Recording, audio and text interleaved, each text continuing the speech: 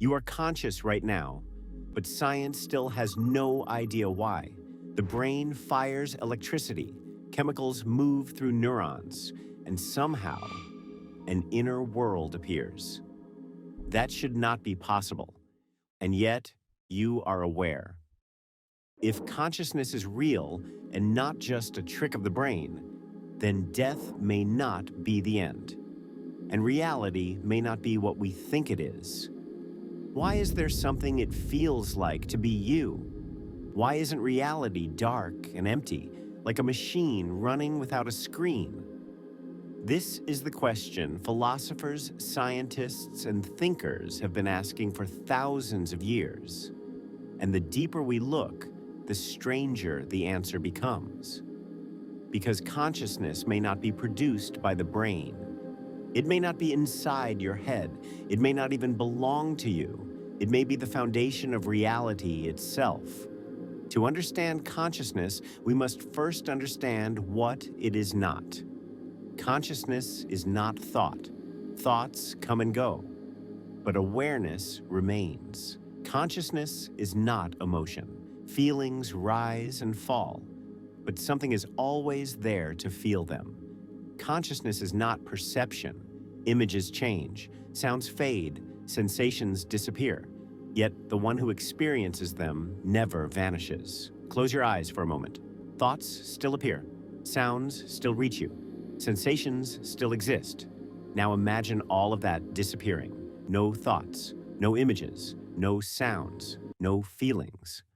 What remains? Awareness itself, pure presence. That is consciousness. And here is where the mystery deepens. Neuroscience tells us the brain is made of matter. Matter follows physical laws. Electrical signals move through neurons. Chemicals cross synapses. But nowhere in these processes do we find experience. There is no pain in atoms, no joy in molecules, no meaning in matter. Yet somehow, a physical brain gives rise to an inner world. This problem has a name. It is called the hard problem of consciousness. Not how the brain processes information, not how decisions are made, but why experience exists at all. Why does the universe bother to feel itself? Some scientists believe consciousness is an illusion. They say it is just the brain telling itself a story. But an illusion still requires something that is being fooled. A mirage still needs an observer. You cannot explain consciousness away without using consciousness to do it. Others believe consciousness emerges from complexity, that if matter becomes complex enough, awareness appears.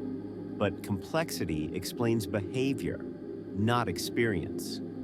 A computer can be incredibly complex. It can calculate, predict, respond, but it does not feel, it does not suffer, it does not love, it does not wonder, at least not yet.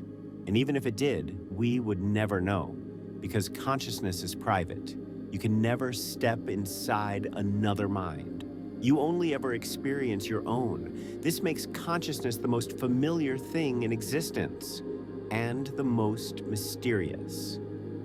Across cultures, this mystery was never ignored. In ancient traditions, consciousness was not seen as a byproduct of matter. In Hindu philosophy, it was called Brahman, the ground of all being. In Buddhism, awareness was primary, and the self arose within it. In ancient Greek thought, consciousness was linked to the rational structure of reality itself. Indigenous cultures often believed consciousness was shared by all things, animals, plants, rivers, even stones. To them, the universe was not dead matter, it was alive. Quantum physics has shown us that reality is not as solid as it appears. At the smallest scales, particles do not behave like objects.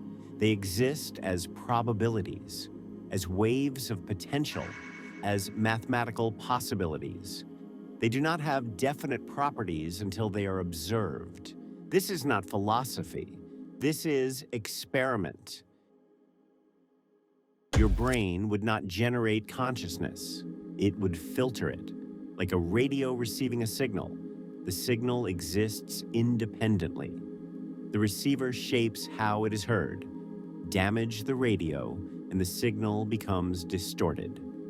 Destroy the radio, and the signal disappears from that location. But the broadcast itself continues.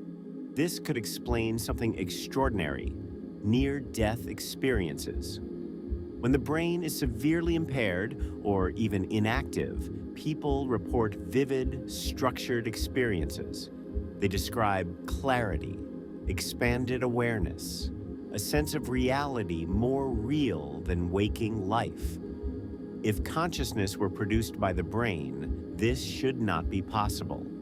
But if the brain filters consciousness, then removing the filter could expand awareness instead of eliminating it. This could also explain dreams. Every night, your sense of identity dissolves. You inhabit worlds that do not obey physical laws. You see, you feel, you react, as if they are real. What changes is not consciousness itself. What changes is the structure it flows through. Even more strangely, many people report the same dream themes: falling, flying, being chased, meeting unknown figures, returning to familiar places. Why would separate minds generate similar inner worlds? Unless those worlds are not entirely private, unless consciousness has shared layers. This insight appears again in meditation. Long-term meditators often report the same realization: that thoughts are not the self, that emotions are not the self, that identity is not fixed. They describe consciousness as an open field, vast, silent, impersonal, a space in which experiences arise. And when the sense of me dissolves, awareness remains. This leads to a shocking possibility. What if you are not inside consciousness? What if consciousness is inside you? What if your life is something happening within awareness, not something awareness belongs to? If that is true, then death is not the end of consciousness. It is the end of a particular perspective, like closing one window while the room remains. This idea terrifies some people and comforts others, because it means you are not a temporary accident. You are a localized expression of something timeless, a point of view the universe is using to experience itself. Your memories, personality, and body may be temporary, but the awareness behind them is not. That awareness has no age, no shape, no location. It is not born. It does not die. It simply is. And yet, here you are, living a human life with fears, desires, dreams, questions. Why? If consciousness is fundamental, why does it divide itself? Why does it forget itself? Why does it experience limitation? Some philosophers suggest the universe is consciousness exploring itself through contrast. You cannot know light without darkness. You cannot know form without emptiness. You cannot know individuality without unity. A limitless awareness may choose to experience limitation, to know itself from the inside. If that is true, then your life is not random. Your struggles are not meaningless. Your experiences matter. Not because they last forever, but because they are felt. Consciousness values experience. That is why pain hurts. That is why love matters. That is why beauty moves you. These are not accidents. They are signals. They are the universe feeling itself through you. And when you ask, what is consciousness?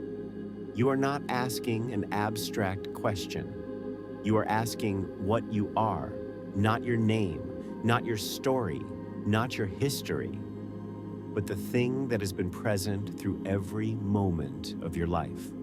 The awareness that watched you as a child, that felt your first fear, that witnessed your first joy, the same awareness that is listening now, unchanged, silent, observing, So perhaps the question is not, what is consciousness, but what is it doing here?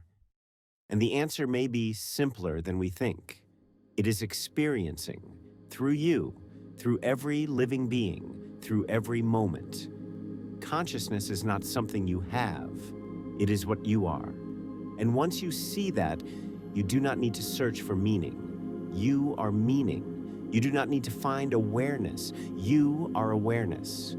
The mystery does not disappear, but it becomes personal, intimate, alive. And the next time you pause and notice that quiet presence behind your thoughts, remember this. That presence is not small. It is not fragile. It is not temporary. It is the same presence looking out through every conscious being in the universe. And for this brief moment, it is looking through you.